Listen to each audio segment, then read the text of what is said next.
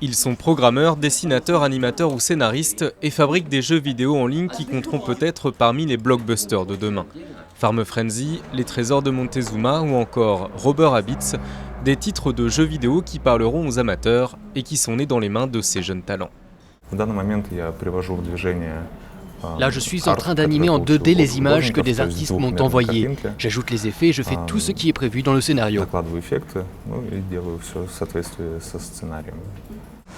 La société Alavoir rivalise avec les meilleurs studios de jeux vidéo du monde. Pourtant, le cadre de ses bureaux n'a pas grand-chose à voir avec les prestigieux studios de Californie.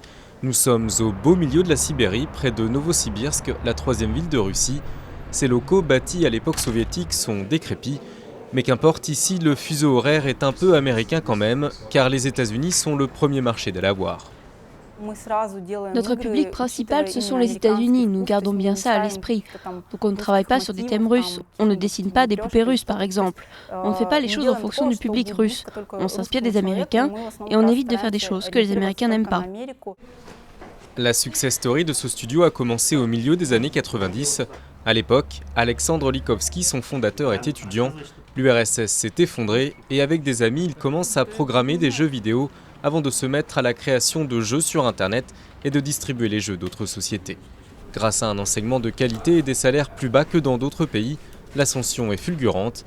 Alavoir possède désormais 6 studios en Russie et en Ukraine et les perspectives sont florissantes.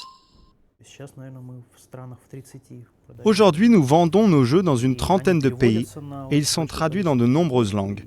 Et il y a des départements de vente et de marketing régionaux. Petit à petit, Alavoir a fini par devenir une grosse holding avec quelques studios de programmation qui lui appartiennent en propre et des centaines de studios avec lesquels nous coopérons. Chaque jour, les jeux produits par Alavoir sont téléchargés 1 million de fois, toutes plateformes confondues. Avec l'essor des tablettes numériques, le groupe compte encore se développer en Russie et conquérir de nouveaux secteurs en Asie et en Amérique latine. Avec un marché des jeux en ligne qui devrait s'établir à $1 milliard en 2013 en Russie. Pour Alavoir, la partie ne fait que commencer.